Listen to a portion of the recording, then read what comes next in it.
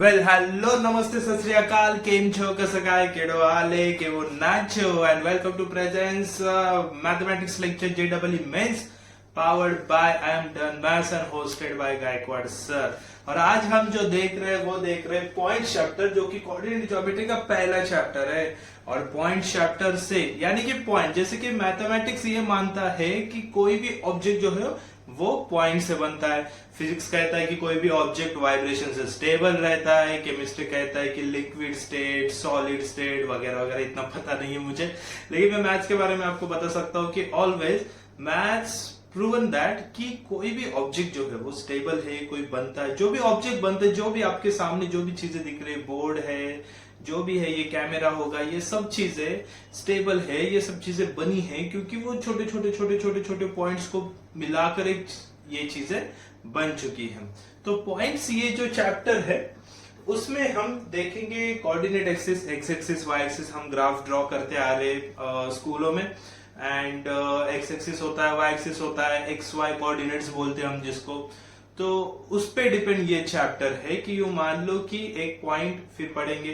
अच्छा, पॉइंट से आगे हम स्ट्रेट लाइन पढ़ेंगे, उसके बाद पढ़ेंगे हम पेयर ऑफ स्ट्रेट लाइन होता है वैसे, लेकिन जेईई में इसके सिलेबस में नहीं है। और बाकी है सर्कल है, पैराबोला है, इलिप्स है, हाइपरबोला भी है, जो को कोनिक्स पार्ट कहते हैं, और पूरा मिला के कोऑर्डिनेट ज्योमेट्री बनता है। तो ये जर्नी हम स्टार्ट कर रहे हैं कोऑर्डिनेट ज्योमेट्री की with the first chapter points. ठीक है, तो पॉइंट्स में जो पहला मुद्दा है वो है कोऑर्डिनेट एक्सेस। उसका डेफिनेशन देखते हैं। Position of a point in a plane, कोई भी प्लेन है उसमें एक पॉइंट का पोजीशन इज डिटरमाइंड। वो कैसे पता चलता है? With the reference of two intersecting straight line, with the reference of two intersecting straight line. जैसे कि यहाँ पे मैं ड्रॉ करता हूं कि ये मेरे पास एक स्ट्रेट लाइन है, ये मेरे पास दूसरी स्ट्रेट लाइन है जो कि परपेंडिकुलर है।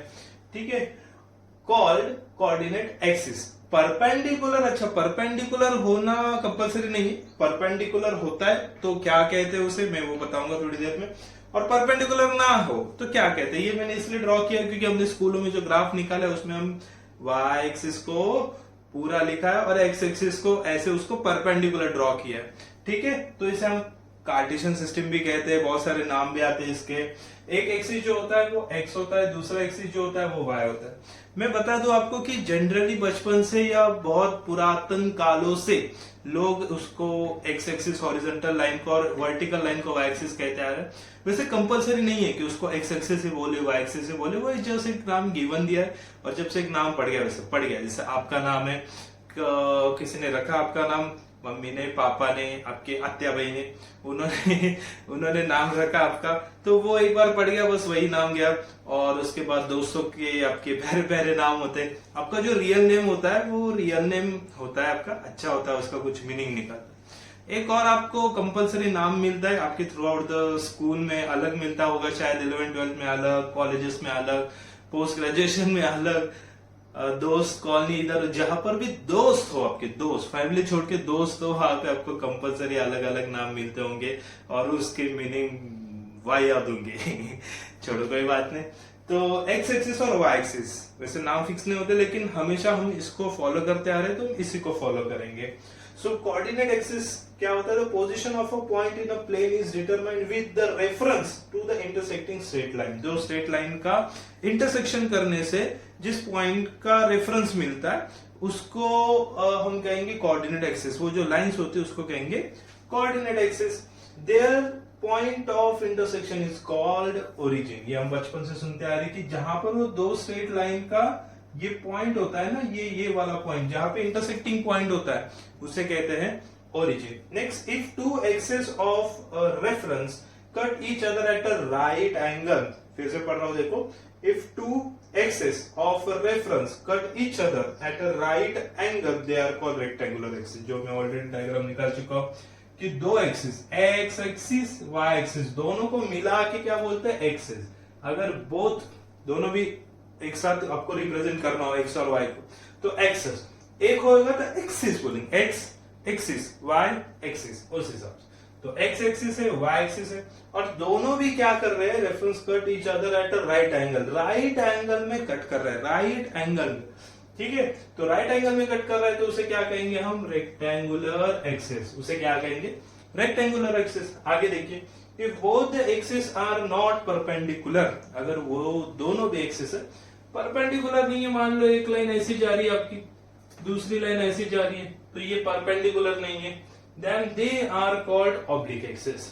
जहां पे 90 डिग्री नहीं बन रहा, इनके बीच में यहाँ पे समथिंग 30 है, तो ये वाला एंगल कितना हो जाएगा, ये अगर ये 30 है स्ट्रेट लाइन, ये यहां से आ रही है ना, तो ये कितना हो जाएगा 180 माइनस थीटा हो जाएगा। तो ऐसे कुछ एंगल बन रहा है जहां पे 90 डिग्री नहीं बन रहा है, ठीक है, तो उस एक्सिस को कहेंगे ऑब्लिक एक्सिस। पूरे चैप्टर में हम क्या पढ़ेंगे, रेक्टेंगुलर एक्सिस लेके पढ़ेंगे, ऑब्लिक एक्सिस लेके नहीं पढ़ेंगे, लेकिन आपको एक जनरल नॉलेज हो, ये पता हो, इसलिए ये मैं बता रहा हूं। तो ये डेफिनेशंस एक बार पढ़ लो, फिर आगे देखते हैं। चलो तो आगे हम देखते हैं रेक्टेंगुलर एक्सिस की कुछ इंटरेस्टिंग चीजें। रेक्टेंगुलर एक्सिस एक वर्टिकल लाइन होगी जिसको हम वाई एक्सिस कहते हैं, एक होगी आपकी हॉरिजॉन्टल लाइन, इसे हम एक्स एक्सिस कहते हैं, इसे हम कहते हैं वाई एक्सिस, करेक्ट है। और यहाँ पे जो होता है पॉइंट ऑफ इंटरसेक्शन, अभी अभी देखा हमने, वो क्या होता है, ओरिजिन होता है। ये जो होता है इसे कहते हैं फर्स्ट क्वाड्रेंट, ये जो होता है ये होता है हमारा सेकेंड क्वाड्रेंट, इसे कहते हैं हम थर्ड क्वाड्रेंट, और इस क्वाड्रेंट को कहते हैं फोर्थ क्वाड्रेंट, करेक्ट है। यहाँ पर जो होता है ये पॉजिटिव एक्स एक्सिस होती है, ये यहाँ से ओरिजिन से लेके इधर ये क्या होती है पॉजिटिव एक्स एक्सिस, और ये जो होती है पॉजिटिव एक्सिस। तो फर्स्ट क्वाड्रेंट में कोई भी कोऑर्डिनेट आएगा तो वो क्या आएगा, प्लस प्लस ही आएगा, पॉजिटिव पॉजिटिव आएगा।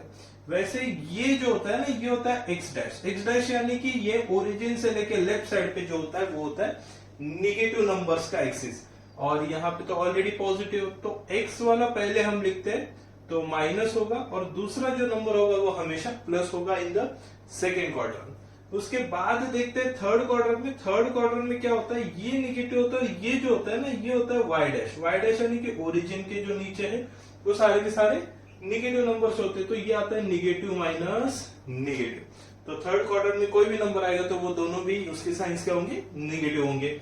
और फोर्थ क्वाड्रेंट जो होता है वो होता है एक्स एक्सिस का प्लस और वाई एक्सिस का माइनस होता है। ये बहुत जनरल चीज है, हमें पता है। एक्स एक्सिस पे कोई पॉइंट आता है ना, एक्स एक्सिस पे कोई पॉइंट आता है तो इसके कोऑर्डिनेट्स निकले, मान लो ए पॉइंट है यहाँ पे ए, तो इसके कोऑर्डिनेट्स क्या बनेंगे, a,0 बनेंगे, जहां पे y कोऑर्डिनेट क्या होगा, 0 होगा। और यहाँ पे और कोई पॉइंट आता है तो यहाँ पे क्या लिखे, मान लो ए ही पॉइंट है तो ये आएगा a,0, ये पॉजिटिव y एक्सिस है, सॉरी गलत हो गया ये चीज, यहाँ पे क्या आएगा, ये आएगा 0, माफ कर देना वो गलत हो गया। और यहाँ पे कोई पॉइंट आएगा, यहाँ पे आएगा तो ये होगा माइनस है, एक्स एक्सिस का माइनस है, और 0 होगा वाई एक्सिस, और ऑन द वाई डैश वाले एक्सिस पे कुछ आएगा तो ये होगा 0, माइनस है, वाई कोऑर्डिनेट होगा माइनस है। सबसे इंपॉर्टेंट इसमें याद रखना है जो एक्स एक्सिस का इक्वेशन होता है वो होता है y इक्वल टू 0, ये आगे काफी जगह आपको लगेगा, यूज होगा। और y एक्सिस का जो इक्वेशन होता है वो होता है x इक्वल टू 0, ये है सबसे इंपॉर्टेंट पार्ट, ये दोनों चीजें हमें याद रखनी है, ठीक है। तो ये कुछ जनरल है, कुछ बेसिक पार्ट है जो हमें याद होनी चाहिए, पता होनी चाहिए। स्टडी करो, आगे देखते हैं। चलो तो नेक्स्ट पॉइंट है हमारा कार्टेशियन कोऑर्डिनेट्स, ठीक है।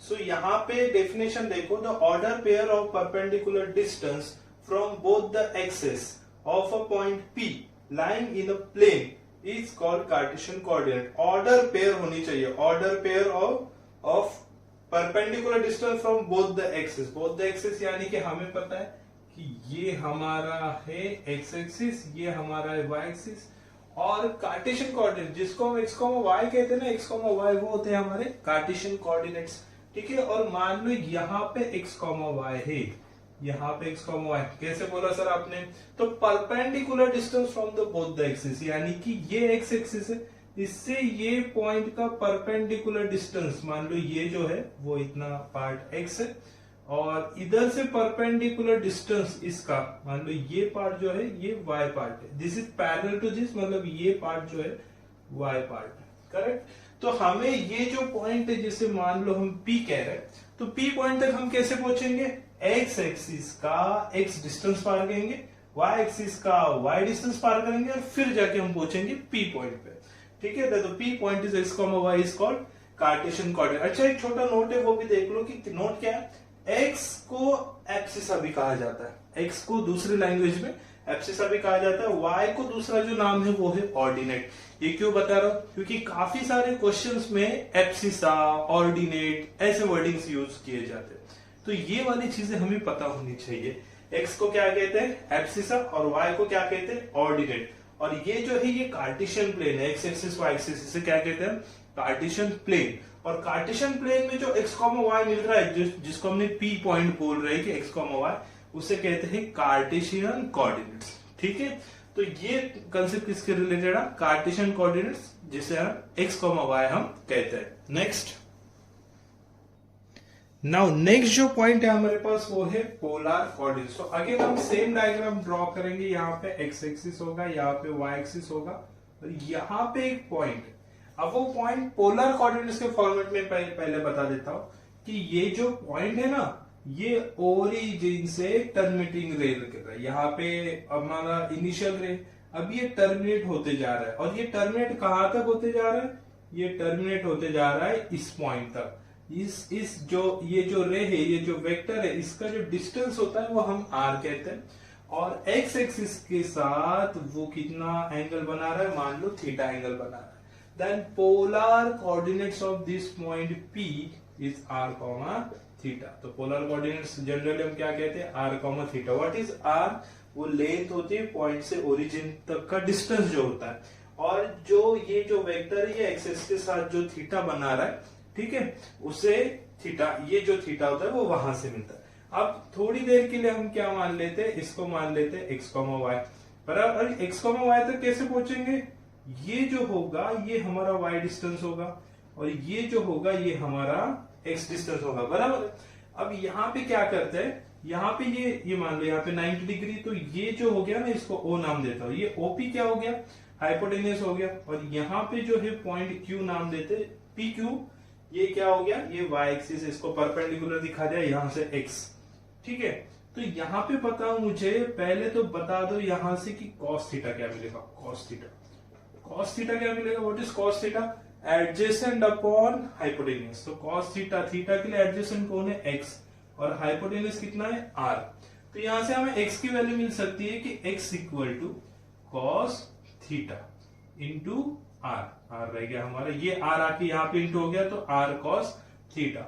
वैसे ही अगर हम साइन थीटा फाइंड करें, यहां से हम क्या फाइंड करें, साइन थीटा, तो साइन थीटा क्या मिलेगा, देखो opposite, that is y upon hypotenuse, that is r। तो यहां से y इक्वल टू क्या मिलेगा, r साइन थीटा। ठीक है, तो यहां से x मिल रहा है हमको r cos थीटा, और यहां से y मिल रहा है हमको y equal to r sine theta. अगर इन दोनों नेक्स्ट जो अभी हमने देखा पोलर कोऑर्डिनेट्स, उसके रिलेटेड हम देखेंगे कुछ नोट्स। पहला नोट है, r मे बी पॉजिटिव और negative according as a theta is measured in anti clockwise और क्लॉकवाइज डायरेक्शन। जो r लिखा था ना हमने, x एक्सिस के साथ जो एंगल बना रहा है वो थीटा बना रहा है, और जो r है वो पॉइंट कहीं भी हो सकता है ना, 4 क्वार्टर में कहीं पर भी हो सकता है। तो पहले देखेंगे वो मूविंग, मैंने क्या कहा था कि इनिशियल रे होगा पहले, फिर वो टर्मिनेट होते जाएगा। तो वो टर्मिनेट कहाँ हो रहा है, क्लॉकवाइज हो रहा है या एंटी क्लॉकवाइज हो रहा है, वहां से हम क्या बताएंगे कि वो जो r होगा उसका वैल्यू क्या आएगा, पॉजिटिव आएगा या निगेटिव आएगा। And theta lies between -π to -π to π, मतलब 0 से π और पाई 0 से -π ऐसे मेजर करते जनरली हम। एक बात मैं अगर बता दूं कि tan थीटा, जब भी थीटा हम यूज कर रहे हैं ना, अगर मैं ट्रिग्नोमेट्री को छोड़ दूं तो हर जगह in the coordinate geometry also, हर जगह आप जो थीटा मेजर करोगे ना, वो 0 से या तो पाई तक मेजर करोगे, या तो 0 से -π तक मेजर करोगे। ठीक है, इसमें आपको वैल्यू आ जाती है। देखो tan जो होता है वो फर्स्ट क्वार्टर में पॉजिटिव होता है, और tan सेकेंड क्वार्टर में निगेटिव होता है। तो अगर आपका theta equal to tan inverse y by x, जो हमारा फॉर्मूला है, तो y बाई एक्स की टोटल वैल्यू अगर आपकी नेगेटिव आ रही है तो वो सेकेंड क्वार्टर में लाई कर रहा है, तो आपको थीटा सेकेंड क्वार्टर में मिलेगा। अगर पॉजिटिव आ रही है तो उसका जो एंगल है वो आपको फर्स्ट क्वार्टर में मिलेगा। तो कोई भी वैल्यू आ जाए, उसका पहला एंगल कहाँ मिलेगा, या तो फर्स्ट क्वार्टर या तो सेकेंड क्वार्टर, यानी कि 0 से लेके 180। इसलिए ऑलवेज थीटा काउंटेड इन 0 से 180, दैट इज 0 से पाई या फिर 0 से -π। ठीक है, but if it is greater than pi, अगर वो पाई से बड़ा आ ही गया मान लो 180 के बाद वो आगे बढ़ रहा है 210 230 अगर मिल रहा है, then subtract 2 pi from it. अगर वो बन रहा है तो 2 पाई से सब्सट्रैक्ट कर लो, यानी कि आपका जो भी पॉइंट है वो मान लो यहाँ पे बन रहा है, तो हमें क्या पता है कि भाई माइनस पाई टू पाई आना चाहिए ना, या तो जीरो से पाई आना चाहिए या तो जीरो से माइनस पाई आना चाहिए। बस ये अगर मान लो ये जो मिल रहा है, हम थीटा को ऐसे काउंट नहीं कर सकते ना, हम थीटा को पाई तक काउंट कर सकते हैं, लेकिन पॉइंट फिर भी आपका यहां तक आ रहा है, तो इसको क्या कर लो, सब्सट्रैक्ट कर लो -2 से, यानी कि इसी पोजीशन पे पहुंचेगा लेकिन माइनस करके पहुंचेगा। समझ पा रहे हो इस बात को? ठीक है, इसी पोजीशन पे आएगा लेकिन क्या होगा, माइनस होके आएगा। ठीक है, 360 से उसको माइनस कर दो, पोजीशन वही रहेगी, बस आपको एंटी क्लॉकवाइज में उसका आंसर मिलेगा, माइनस में आंसर मिलेगा, ताकि जो कंडीशन है माइनस पाई टू पाई की वो सेटिस्फाई हो। और अगर it is less than minus pi, अगर वो माइनस पाई से भी लेस है, -360 से पहले मान लो -270 हो गया, -300 हो गया, तो उसमें क्या कर लो, आप कर लो ऐड 2 पाई को, यानी कि 360 को क्या कर लो, add, and it is also known as principal values of P. अगर आप ये सब चीजें करते हो तो आप उसे क्या कहते हैं, प्रिंसिपल वैल्यूज ऑफ पी भी कहा जाता है। जो हम पोलर कोऑर्डिनेट्स कह रहे थे, पी को P point r comma theta polar coordinate, वहां पे प्रिंसिपल। और always take a theta in radian, जो थीटा जब भी होता है वो हमेशा क्या लेना चाहिए हमें, रेडियन। तो आप पढ़ो, देखते हैं नेक्स्ट टॉपिक।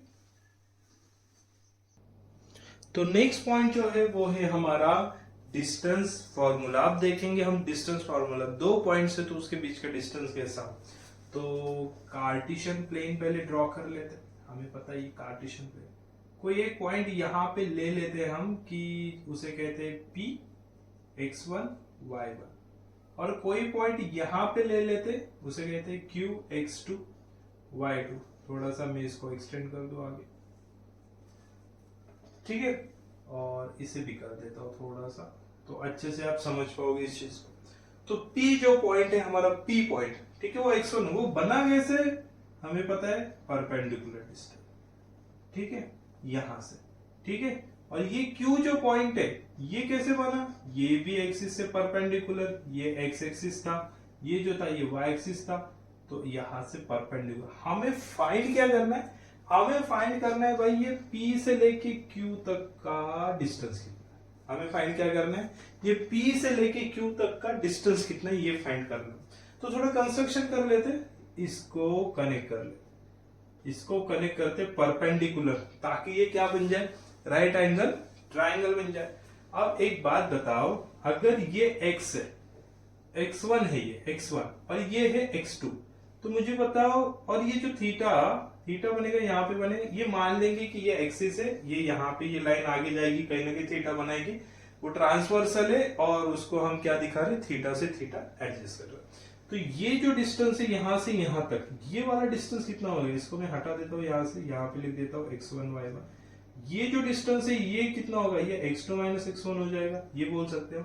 इतना x2 इतना x1, ये डिस्टेंस कितना होगा, यहाँ पे कितना है x1, यहाँ पे कितना है x2, तो इन दोनों का डिस्टेंस कितना होगा, ये यहां से लेके x2 और यहां से लेके x1 कट कर दो, ये मिलेगा, करेक्ट है। और यहाँ पे देखो ये है हमारा y1, ये है y2, तो ये जो डिस्टेंस बन रहा है ना, ये क्या मैं y2 माइनस y1 बोल सकता हूँ, ठीक है, ये बोल सकता हूँ, ये मुझे फाइंड करना पड़ रहा है, करेक्ट है।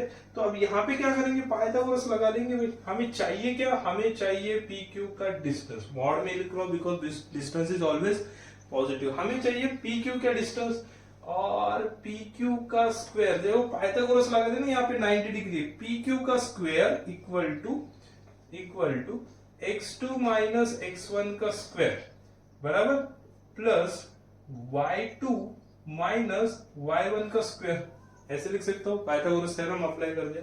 तो जो डिस्टेंस फॉर्मूला है हमारे पास वो क्या मिला हमको, वो मिला अंडर x2 माइनस x1 का bracket square plus y2 minus y1 का bracket square, and this is called distance formula between two points. तो ये जो फॉर्मूला मिला ये हमें क्या मिला, डिस्टेंस फॉर्मूला मिला, विच इज वेरी इंपॉर्टेंट, आगे काफी जगह यूज होगा, ठीक है। तो एक बार स्टडी करो, आगे देखते हैं इसके नोट्स। तो नोड्स देखो, फर्स्ट नोड से V shall denote the distance between P and Q, जैसे हमने अभी डायग्राम निकाला था, P point x1 y1, Q point x2 y2, तो उनके बीच का distance P and Q bye either PQ बार से डिनोट करते या फिर मॉड देते और PQ, ताकि वो पॉजिटिव, डिस्टेंस निगेटिव होता नहीं है, पॉजिटिव होता है, ठीक है, हमें सबको पता। तो इसलिए ये सेकेंड क्या है, the distance of a point P x, y from the origin यानी कि हम क्या कह सकते हैं 0,0, ठीक है। तो अभी देखो ये जो पॉइंट है ना, इसको x1 y1 मान लो, और ये जो 0,0 है इसको x2 y2 मान लो, यही पे हमें पता है हमको distance formula. So distance formula क्या हो जाएगा आपका, डिस्टेंस फॉर्मूला क्या मिल जाएगा आपका, क्या है, under root x1 minus x2 square plus y1 minus y2 square, या फिर x2 minus x1 square y2 minus y1 square, कोई भी आप करो चलता है, क्योंकि अल्टीमेटली ब्रैकेट का स्क्वायर करना है आपको, और निगेटिव नंबर है पॉजिटिव नंबर है, स्क्वायर करोगे तो आप उसको पॉजिटिव ही पाओगे, ठीक है। तो यहाँ पे क्या मिलेगा आपको, यहाँ पे मिलेगा आपको x माइनस 0 का स्क्वायर प्लस y माइनस 0 का स्क्वायर, करेक्ट है, जो कि फाइनली आपको आंसर क्या देगा, under root x square plus y square, ठीक है। ये जो OP मान लेता हूं, ठीक है, ओरिजिन होता है वो क्या था, वो था, और P पॉइंट जो था x, y था, तो distance between a point and origin वो क्या मिला, under root x square minus y square. Note करो, अगला नोट देखते हैं। नेक्स्ट नोट क्या कह रहा है, if a segment PQ is parallel to x axis, थोड़ा मैं ड्रॉ करके दिखाता हूं आपको, यहाँ पे एक सेगमेंट है जो कि एक्स एक्सिस को पैरेलल है, वहां पे P पॉइंट है x1 y1, Q पॉइंट है आपका x2 y2, ठीक है, जो कि क्या है एक्स एक्सिस को, इसको एक्स एक्सिस मान रहे हैं, इसको y एक्सिस कह रहे हैं, जो कि PQ पैरेलल है एक्स एक्सिस को। इसका मतलब क्या है, क्या ये y जो है वो इक्वल हो जाएगा, क्या ये y1 इक्वल टू y2 हो जाएगा, क्योंकि y पॉइंट तो नहीं चेंज हो रहा ना, पॉइंट चेंज क्या हो रहा है, यहाँ पे x1 यहाँ पे x2, वो पॉइंट चेंज हो रहा है, समझ रहे। तो हमें P पॉइंट जो मिलना चाहिए वो क्या मिलना चाहिए, x1, y मिलना चाहिए, और Q पॉइंट जो मिलना चाहिए वो क्या मिलना चाहिए, x2, y2 मिलना चाहिए। बस इस पे डिस्टेंस फॉर्मूला लगा, x1 माइनस x2 का square plus y1 y2 same ही है, तो y माइनस y का स्क्वायर बोल देंगे यहाँ पे। तो यहाँ पे आपको क्या मिलेगा, under root x1 minus x2 का स्क्वायर मिलेगा, यानी कि जब भी सेगमेंट जो है वो x एक्सिस को अगर पैरेलल होती है तो उसका y कोऑर्डिनेट हो जाता है सेम, और बिकॉज सेम होता है तो y माइनस y तो 0 हो जाएगा, बचेगा x1 और x2 और उनका सब्सट्रैक्शन स्क्वायर, मतलब डिस्टेंस फॉर्मूला लगा दिया, तो हमें क्या मिला, under root x1 minus x2 का ब्रैकेट स्क्वायर, ये मिला। देखते हैं नेक्स्ट नोट। तो नेक्स्ट नोट क्या कह रही है, if segment PQ is parallel to the y axis, segment PQ is parallel to the y axis, तो यहाँ पे अगेन हम ड्रॉ करेंगे हमारा कार्टेशियन प्लेन, ठीक है, और PQ जो है सेगमेंट है, यहाँ पे P पॉइंट है, यहाँ पे Q पॉइंट है, ठीक है, और ये PQ जो है ये पैरेलल है y एक्सिस को, जैसे कि हमें दिख रहा है, तो यहाँ पे x कोऑर्डिनेट तो सेम ही हो जाएगा, तो दोनों का x कोऑर्डिनेट क्या हो जाएगा हमारे पास सेम, तो चेंज क्या होगा, यहाँ पे y1 हो जाएगा, यहाँ पे y2 हो जाएगा, करेक्ट। बस इसी को हम डिस्टेंस फॉर्मूला लगाएंगे, P पॉइंट मिला x, y1, Q पॉइंट मिला आपको x, y2, ठीक है, ये कॉमा है, ठीक है। तो यहाँ पे डिस्टेंस फॉर्मूला यूज करो आप, डिस्टेंस फॉर्मूला, तो ये मिलेगा x माइनस x का bracket square plus y1 minus y2 का ब्रैकेट स्क्वायर, तो ये तो 0 ही हो गया भाई, तो यहाँ पे मिल गया y1 माइनस y2 का ब्रैकेट स्क्वायर, यहाँ पे क्या मिल गया, under root y1 minus y2 का ब्रैकेट स्क्वायर। अच्छा, ये इसको भी हटा सकते हैं, स्क्वायर और रूट को हटा सकते हैं, तो ये y1 माइनस y2 आएगा। थर्ड नोड में भी वो कर सकते थे, स्क्वायर और रूट को हटा सकते थे हम, और वहां से हम क्या पा लेते थे, x1 equal to x2 in the third node. Fourth node में हम क्या पा रहे, y1 माइनस y2, ठीक है। नेक्स्ट जो पॉइंट है वो क्या है हमारे पास, distance between two points in a polar form. Polar form पता है हमें, r, थीटा। तो distance between two points in polar form, पहले तो डायग्राम देख लो कि एक P पॉइंट है जो कि r1, थीटा 1, दूसरा जो पॉइंट है वो है Q जो कि r2, थीटा 2 है। करेक्ट है। तो यहाँ पे ये डायग्राम बनेगा कैसे एक्चुअली, यहाँ से एक वेक्टर जाएगा जो कि R2 होगा और यहाँ पे कितना बना रहा है, ये तो थीटा 2 बना रहा है, और ओरिजिन से और एक वेक्टर जाएगा P को जो कि R1 होगा, और ये पूरा कितना बना रहा होगा, ये पूरा कितना बना रहा होगा, ये बना रहा होगा थीटा 1। करेक्ट है। अब क्या करना है, हमें डिस्टेंस चाहिए PQ के बीच में, हमें जो डिस्टेंस चाहिए वो क्या चाहिए, PQ के बीच में का जो डिस्टेंस है वो हमें फाइंड करना है। ठीक है। तो PQ के बीच में डिस्टेंस कैसे मिलेगा, उसके लिए फॉर्मूला होता है हमारे पास, PQ के लिए डिस्टेंस के लिए फॉर्मूला अंडर रूट R1 का स्क्वायर प्लस R2 का square minus 2 into R1 R2 cos theta 1 minus theta 2, theta 1 minus theta 2, theta 1 minus theta 2 यानी क्या आएगा, यहाँ पे आएगा ये पूरा थीटा 1 है ना R1 तक, और ये R2, तो इनके बीच का चाहिए ना, तो इनके बीच में क्या बनेगा, थीटा 1 माइनस थीटा 2 बनेगा, बस वो वाला एंगल यहाँ पे यूज किया है। So what is the formula for distance between two points in a polar form, दो पॉइंट है लेकिन वो पोलर फॉर्म में, तो उनके बीच के डिस्टेंस का फॉर्मूला क्या है, दैट इज PQ हमें मिलेगा under root R1 square plus R2 square minus 2 R1 R2 cos theta 1 minus theta 2, ये होगा हमारा फॉर्मूला। नोट कर लो। देखते हैं अगला पॉइंट। नेक्स्ट पॉइंट देख लो। नेक्स्ट पॉइंट है हमारा सेक्शन फॉर्मूला। क्या कह रहा है डेफिनेशन, लेट P बी या एनी पॉइंट, ठीक है, P बी या any point on the line AB पे कोई P पॉइंट है between A and B, A और B के बीच में है, ठीक है, then we say that the P divides line AB internally in the ratio m:1। Correct.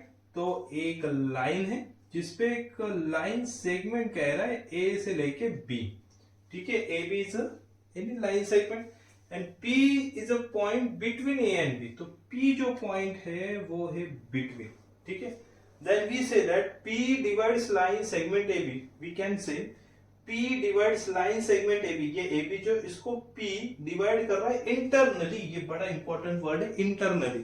दो फॉर्मूले होते हैं, एक इंटरनली के लिए एक एक्सटर्नली के लिए, हम देख रहे हैं इंटरनली, तो internally in the ratio m:1, internally ratio m:1, तो ये पूरा प्रॉपर डायग्राम है। A जो है वो मान लो x1 y1 है, B जो है उसे हम x2 y2 कहते हैं, और P के जो कोऑर्डिनेट्स है वो x, y जो कि हमें फाइंड करने होते हैं।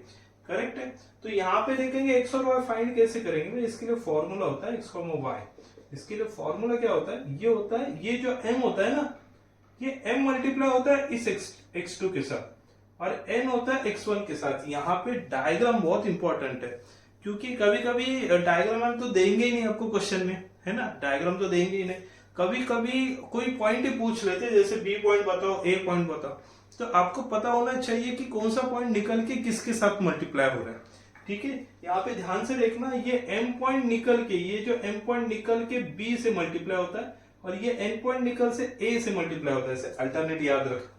तो फॉर्मूला क्या बनता है, M इंटू x2, ये जो M गया वो किसके साथ मल्टीप्लाई हुआ, B वाले x2 के साथ, और देते प्लस N इंटू x1, और अपॉन में क्या लिखते हैं M प्लस n, ये तो हो गया x के लिए। y के लिए सेम ही होगा, m into y2 plus n into y1 upon m plus n, ये हो गया हमारा section formula for the internally, ठीक है, P डिवाइड्स इंटरनली। मैंने क्या बोला था, याद रखना क्या है, ये वाला जो रेशो वाला नंबर है ये मल्टीप्लाई होता है उसके बगल, ये P छोड़ के, ये डिवीजन के दूसरे डिवीजन के नंबर के साथ, m मल्टीप्लाई होगा x2 के साथ, और ये जो n है ये मल्टीप्लाई होगा x1 के साथ, और अगर इंटरनली डिवाइड कर रहे हैं P पॉइंट, तो ये क्या है हमारा section formula, mx2 plus nx1 upon m plus n, और y कोऑर्डिनेट के लिए my2 plus ny1 upon m plus 1। Note कर लो। देखते हैं नेक्स्ट पॉइंट। देखो नेक्स्ट जो पॉइंट है हमारे पास वो है सेक्शन फॉर्मूला, लेकिन ये है एक्सटर्नली के लिए, हमने इंटरनली के लिए अभी सेक्शन फॉर्मूला देखा। तो आगे देखो, if P be a point on a line AB but not between AB, P है जो लाइन सेगमेंट पे है और बिटवीन नहीं, बस तो P divides line segment AB externally in the ratio m:2। ये मान लो कि एक लाइन सेगमेंट है, यहाँ पे A पॉइंट है x1 y1, यहाँ पे जो B पॉइंट है वो है x2 y2, करेक्ट है, और यहाँ पे है P point externally x comma y, यहाँ पर है P point externally, A B के बीच में नहीं है, उसके बाहर। तो एक बात याद रखना, इसमें रेशो कैसे कंसिडर करते हैं इसको ध्यान में रखना। डायग्राम को A से लेके P तक ये हम इसको M बोलते हैं, ठीक है, और B से लेके P तक इसको हम N बोलते हैं। ये डायग्राम हमेशा याद रहे। यहाँ पे बहुत सारे बच्चों की गलतियां होती है, क्या करते हैं M और M में कंफ्यूजन करते हैं फॉर द एक्सटर्नली, ठीक है, P पॉइंट डिवाइड कर रहे हैं AB को, लेकिन बाहर से डिवाइड कर रहे हैं। और उसके लिए फॉर्मूला होता है ये P x, y, ये हमें फाइंड करना होता है, ये होता है x, y। इसके लिए फॉर्मूला लिखेंगे हम, सेम होगा, बस क्या हो जाएगा, माइनस आएगा, ठीक है, बस क्या हो जाएगा यहाँ पे माइनस। इंटरनली में प्लस आ रहा था, अभी क्या आएगा माइनस। तो mx2 minus nx1 upon m minus n comma my2 minus ny1 upon m minus n। तो ये आ जाएगा x, y क्या मिलेगा, mx2 minus nx1 upon m minus n and my2 minus ny1 upon m minus 1, ठीक है। कब minus sign कब use हो रही है, जब P divides AB externally, right. देखते हैं नेक्स्ट पॉइंट। देखो नेक्स्ट पॉइंट हम देखेंगे नोट। सेक्शन फॉर्मूले के फॉर्मूले देख लिया हमने, अब हम देखेंगे उसके रिलेटेड कुछ नोट्स दिए, जिसमें से पहला नोट है फॉर फाइंडिंग रेशियो। यानी कि अब तक हम क्या कर रहे थे, P divides line segment AB in the ratio m:n given हुआ करता था। लेकिन अब हम क्या फाइंड करेंगे, अब हम फाइंड करेंगे रेशियो। आपको A x1 y1 गिवन है, B x2 y2 गिवन है, और जो P था डिवाइड करने वाला पॉइंट वो x, y वो भी गिवन है। लेकिन आपको फाइंड क्या करना है, रेशियो फाइंड करना। तो याद रखना, मान लो एक लाइन सेगमेंट में ड्रॉ कर देता हूं। यहाँ पे एक पॉइंट है हमारे पास x1 y1, B जो पॉइंट है वो है हमारे पास x2 y2, और P जो पॉइंट है वो डिवाइड कर रहे हैं इसको, जिसको हम x, y कह रहे हैं, और ये तीनों चीजें गिवन है। आपको फाइंड करना है रेशियो।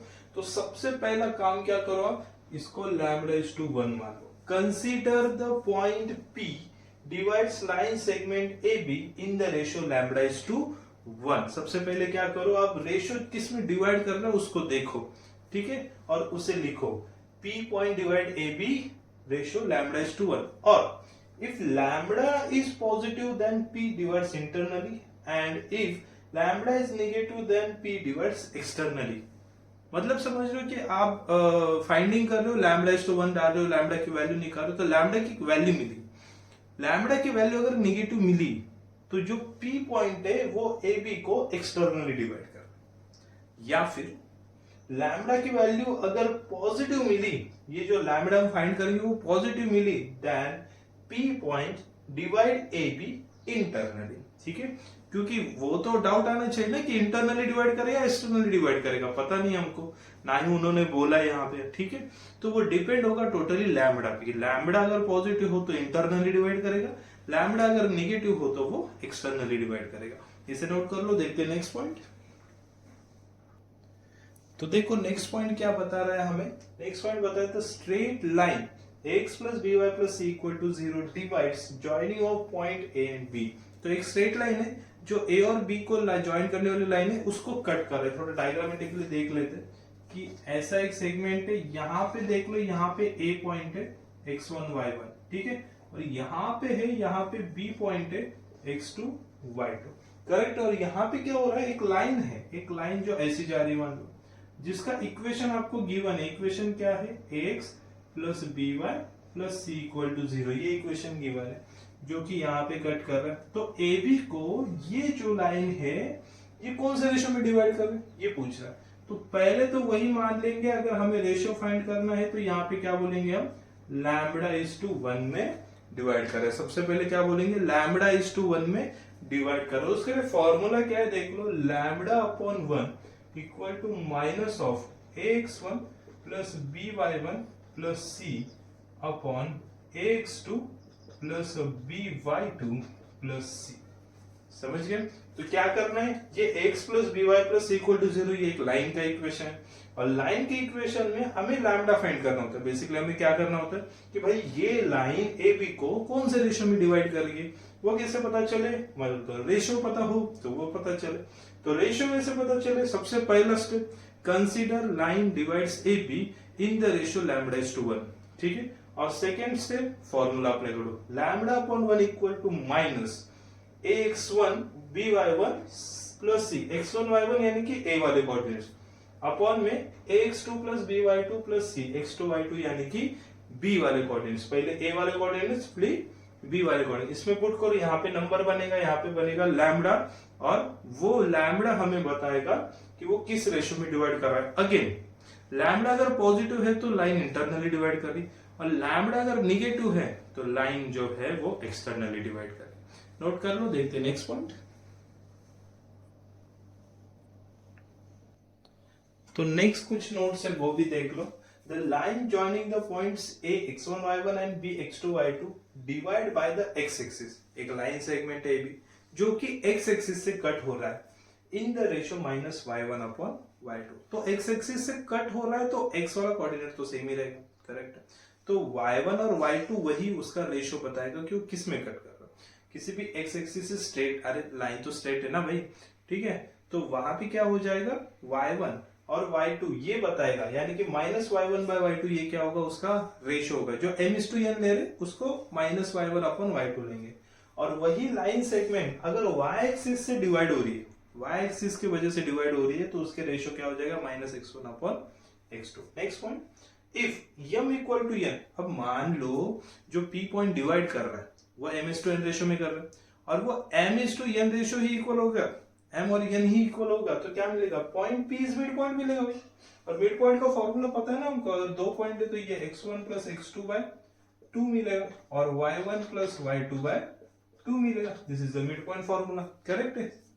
लॉजिक है इस पर, m और n जो p पॉइंट डिवाइड कर रहा है ना m और n रेशियो में, तो m और n ही इक्वल हो गए, तो इक्वल हो गया मतलब जो p पॉइंट है वो तो मिड पॉइंट बनेगा, और मिड पॉइंट का formula. In the square, rhombus, rectangle and parallelogram diagonals are bisect each other. ये इसलिए बता रहा हूं क्योंकि क्वेश्चन में ना कभी कभी सिर्फ वो डायग्राम का नाम बोल देते हैं, रोम्बस, पैरेललोग्राम वगैरह, और पॉइंट फाइंड करने के लिए बोलते हैं या फिर रेशियो फाइंड करने के लिए बोलता है। यहाँ पे एक ऑलरेडी हमारे पास एडवांटेज है, क्या एडवांटेज है कि उसके डायगोनल्स होते हैं वो बाइसेक्ट होते हैं ईच अदर, एक दूसरे को इक्वली कट करते हैं, करेक्ट है। बस तो ये कुछ नोट्स है इसके रिलेटेड, नोट कर लो। देखते हैं नेक्स्ट पॉइंट। नेक्स्ट पॉइंट देखो, नेक्स्ट पॉइंट जो है हमारे पास वो है हार्मोनिक कॉन्जुगेट। क्या होता है हार्मोनिक कॉन्जुगेट, सिंपल भाषा में बता देता हूं मैं। एक पॉइंट ए था हमारे पास, पॉइंट ए x1 y1, ठीक है, और एक पॉइंट बी था हमारे पास x2 y2, ठीक है, x2 y2, करेक्ट है। एक पॉइंट ए था, एक पॉइंट बी था, तो P जो पॉइंट है वो x, y है, जो कि divides internally A B in the ratio m/n, in the ratio m/n, and इस सेम लाइन सेगमेंट को और एक पॉइंट है Q, ठीक है, इसको xy लिख देता हूं, इसको भी xy लिख देता हूं, ठीक है, और एक पॉइंट है Q which is divide AB in the same ratio m/n, ठीक है, which is divide in the same ratio m/n। बात को समझ पाए, यानी कि AB सेगमेंट को P पॉइंट जिस रेशियो में डिवाइड कर रहा है उस सेम रेशियो से Q पॉइंट AB को एक्सटर्नली डिवाइड कर रहा है। Then P and Q are called harmonic conjugate to each other. P and Q are called harmonic conjugate to each other. इसमें एक और एक बात याद रखना, ये जो AP है, ये जो है AP कॉमा ये है AB और AQ ये AP में होते हैं। ये क्या, ये जो है ये सब के सब क्या होते हैं, AP में होते हैं। ये बात समझ में आ गई। हार्मोनिक कॉन्जुगेट छोटा सा पॉइंट है, बस याद रखो कि AB सेगमेंट को P पॉइंट इंटरनली डिवाइड कर रहा है m/n रेशियो, उस सेम रेशियो में Q भी पॉइंट डिवाइड कर रहे हैं लेकिन एक्सटर्नली कर रहे हैं। तो P और Q are the harmonic conjugate of each other. Note कर लो, देखते हैं next point. Let's see next point है हमारे पास एरिया ऑफ पॉलीगॉन। देखो भाई, पॉलीगॉन यानी कि कोई भी क्लोज डायग्राम, ट्रायंगल हो, स्क्वायर हो, है ना, और कितने भी साइड्स वाला डायग्राम हो, बस क्लोज डायग्राम, ठीक है। तो एरिया ऑफ पॉलीगॉन जो है ना, उसका मैं फॉर्मूला बता देता हूँ डायरेक्टली, ये होता है हाफ मॉड, ठीक है। और मॉड के अंदर क्या होता है, डिटर्मिनेंट होता है। तो अब आपका मान लो ट्रायंगल है, अब आपका मान लो ट्राइंगल जहां पे ए पॉइंट है x1 y1, बी जो पॉइंट है वो है x2 y2 और सी जो पॉइंट है वो है x3 y3 और मुझे एरिया ऑफ ट्राइंगल फाइंड करना है if you know the vertices of the triangle. तो वो कुछ इस तरह से, ये डिटर्मिनेंट आपको फाइंड करना पड़ेगा x1 y1 x2 y2 का डिटर्मिनेंट प्लस, अब फ्लो देखो यहाँ पे x2 y2 आएगा, पहले x1 y1 x2 y2, अब ये x2 y2 यहाँ पे आ गया x3 y3 प्लस इधर आएगा x3 y3 और x1 y1 वापस जहां पे डायग्राम क्लोज हो रहा है वहां पे जाके लगेगा और मॉड क्लोज कर देंगे हम। ये सिस्टम समझे आपको? मैंने लिखा पॉलीगॉन है कि एग्जांपल दिया ट्राइंगल का कि भाई ट्राइंगल अगर होता है उसके वर्टाइसेस अगर आपको पता है तो आप एरिया निकाल सकते हो। बस आपका फॉर्मेट कुछ इस तरीके से होना चाहिए। क्या? एरिया ऑफ पॉलीगॉन मतलब एरिया ऑफ ट्राइंगल हो जाता है हाफ इंटू मॉड, इसमें determinant x1 y1 x2 y2 plus determinant x2 y2 x3 y3 plus determinant x3 y3 वापस से x1 y1 यहाँ पे। अगर स्क्वायर होता तो, अगर ये स्क्वायर होता तो मैं यहाँ पे क्या कर देता, यहाँ पे फ्रेश अप कर लो इसको, स्क्वायर आता तो 4 पॉइंट्स होते ना, x4 y4 भी होता तो यहाँ पे लिखता x4 y4 और प्लस में यहाँ पे नीचे लिख देता x4 y4 x1 y1, ये हो जाता मेरा एरिया ऑफ स्क्वायर का या एरिया ऑफ क्वाड्रिलेटरल, कोई भी हो जो 4 साइड्स का क्लोज डायग्राम है उसके लिए एरिया का क्या हो जाता, फॉर्मूला हो जाता। तो ये सिस्टम समझ में आ गया, ये फॉर्मेट समझ में आ गया कैसे। बस इसको क्या करता हूं मैं अभी पॉलीगॉन के रिस्पेक्ट में लिखता हूं ना, कोई भी क्लोज डायग्राम हो बस उसके वर्टाइसेस पता होने चाहिए। कोई भी क्लोज डायग्राम जिसके वर्टाइसेस आपको पता होने चाहिए तो आप उसके एरिया ऑफ दैट डायग्राम निकाल सकते हो। बस आप इसको कंटिन्यू करके जाओ, ठीक है। एक पॉइंट पे आपको क्या मिलेगा, मान लो xn yn मिल जाएगा और वापस से x1 y1 तक आ जाओ आप और इसे क्लोज कर लो और ये जो मॉड है इसको खत्म करो। ये मॉड जो स्टार्ट किया था यहाँ पे खत्म। बस इसमें वैल्यू पुट करो, डिटरमिनेंट आपको सॉल्व करना आता है, ठीक है। 2x2 का डिटरमिनेंट ज्यादा बड़ा नहीं है तो इसको सॉल्व करो, डिटरमिनेंट सॉल्व करो, उसको एडिशन करो, बाहर एक हाफ डाल दो। तो ट्राइंगल हो, क्वाड्रिलेटरल हो, कोई भी आपका क्लोज डायग्राम हो, कोई भी पॉलीगॉन हो, उसके बस वर्टाइसेस पता होनी चाहिए। बस कंडीशन क्या है, वर्टाइसेस पता हो तो आप सब कुछ फाइंड कर सकते हो, ठीक है। तो वर्टाइसेस पता होने चाहिए तो एरिया ऑफ पॉलीगॉन के लिए मैं ये फॉर्मूला डेफिनेटली यूज कर सकता हूं, आपको एरिया वहां से उस डायग्राम का मिल जाएगा। प्लीज नोट कीजिए, देखते हैं next point. Let's see the next point. Next point is centroid of a triangle. Centroid of triangle क्या होता है? सेंट्रोइड में बता दो, सेंट्रोइड होता है point of intersection of median, ठीक है। थोड़ा डायग्रामेटिकली भी देखते हैं कि एक ट्राइंगल है आपके पास और उसका जो a कोऑर्डिनेट है वो है x1 y1, उसका जो b कोऑर्डिनेट है वो है x2 y2, ये हमारा b कोऑर्डिनेट, उसका जो c कोऑर्डिनेट है वो है x3 y3। अब इस ट्राइंगल से मीडियन होंगे, इस ट्राइंगल में क्या होंगे, मीडियन, और उस मीडियन का क्या चाहिए हमें, पॉइंट ऑफ इंटरसेक्शन। उस तीनों मीडियंस का क्या चाहिए, पॉइंट ऑफ इंटरसेक्शन। यहाँ पे मैं इसको क्या बोल दूं, इसको सी डैश बोल दो, C dash. What is C dash? C dash is a centroid. What is centroid? Point of intersection of medians. दूसरी बात, ये जो सी डैश है ये मीडियंस को 2:1 रेशियो में डिवाइड करता है। जहां से निकल रहा है, जिस एंगल से निकल रहा है वो वाला साइड 2 और जिस साइड पे पड़ रहा है वो वाला 1। यहां से निकल रहा है तो ये साइड 2, ये 1। C dash, centroid divides median in the ratio 2:1। और इसका फॉर्मूला जो सी डैश है ना, सी डैश, उसको x, y मान लो।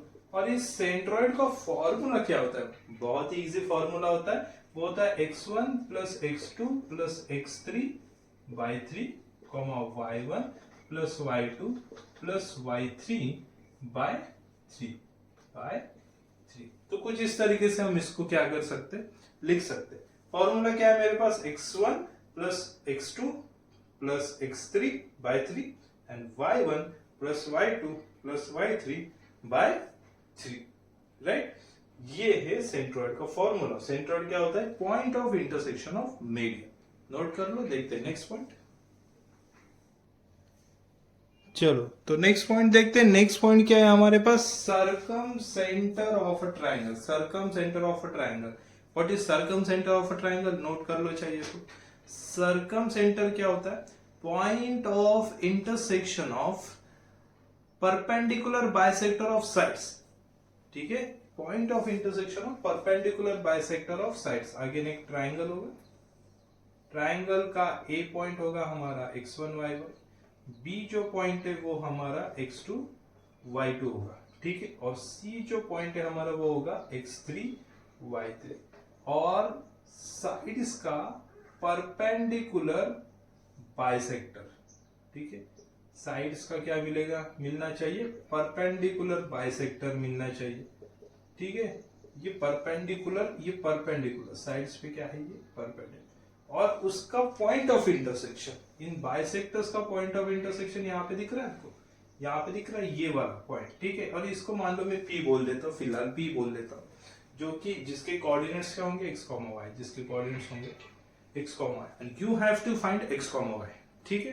अब सर्कम सेंटर कैसे फाइंड किया जाता है? अगर ट्राइंगल है और ट्राइंगल के वर्टिसेस पता है तो उसके लिए जो फॉर्मूला होता है ना, मतलब P हमें x, y फाइंड करना होता है, उसके लिए फॉर्मूला देख लो, x माइनस x1 का square plus y minus y1 का स्क्वायर, ठीक है, equal to x minus x2 का square plus y minus y2 का square equal to x minus x3 का square plus y minus y3 का square.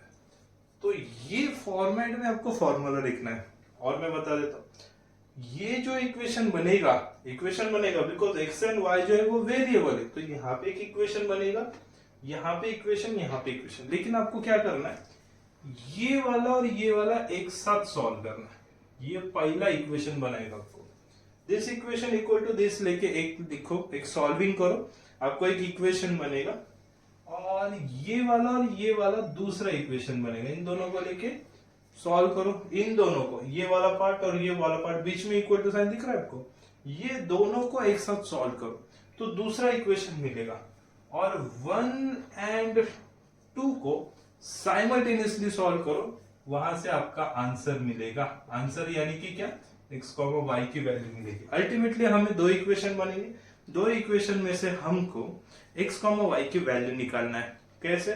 इन दोनों को सॉल्व करके एक इक्वेशन निकालो, इन दोनों को सॉल्व करके दूसरा इक्वेशन, दोनों इक्वेशन जो बनेंगे वो लीनियर इक्वेशन बनेंगी, और लीनियर इक्वेशन को साइमल्टेनियसली सॉल्व कर सकते हैं।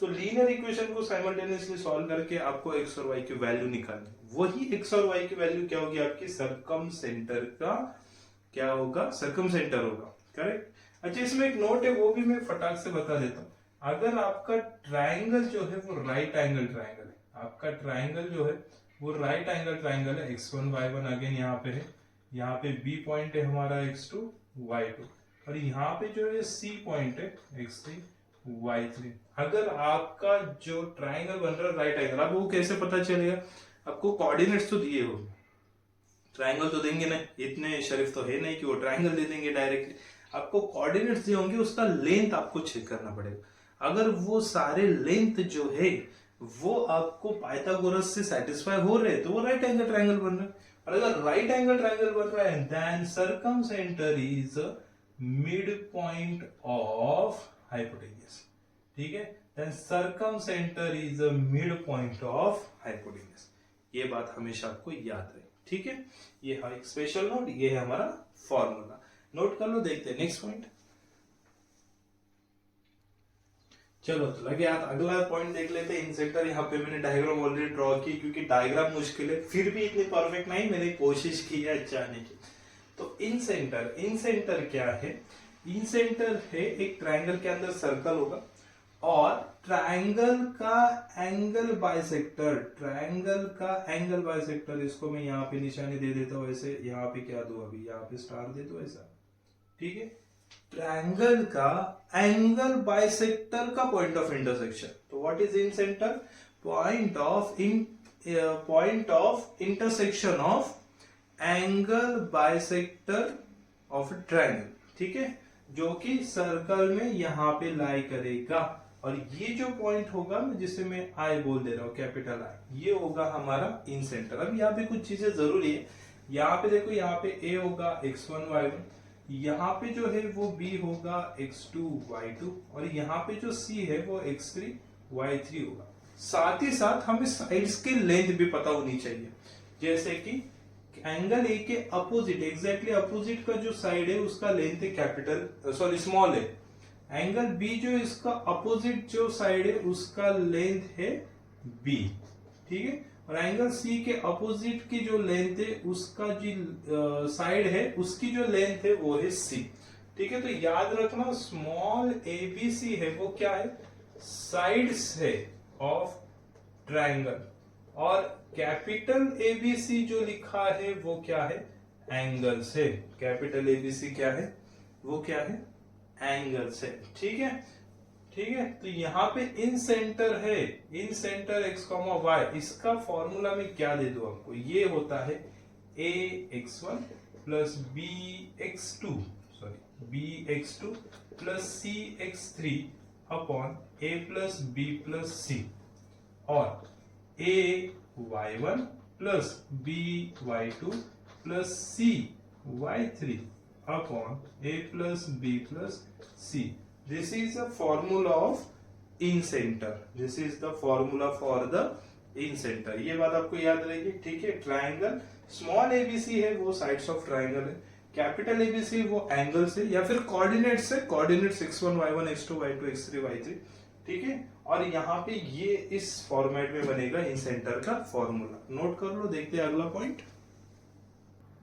देखते हैं नेक्स्ट टॉपिक। नेक्स्ट टॉपिक है ऑर्थो सेंटर। जैसे सेंट्रॉइड देख लिया, उसके बाद सर्कम सेंटर देख लिया, उसके बाद इन सेंटर देख लिया। अब देखते हैं ऑर्थो सेंटर, लेकिन इसका कोई फॉर्मूला है नहीं। इसको आपको रिकॉग्नाइज करना पड़ेगा कि ट्राइंगल क्या है, ट्राइंगल राइट एंगल है, ट्राइंगल इक्विलैटरल है, ट्राइंगल आइसोस्केलस है, ठीक है। और ये सब भी नहीं हुआ तो क्या करने वो भी मैं बताऊंगा।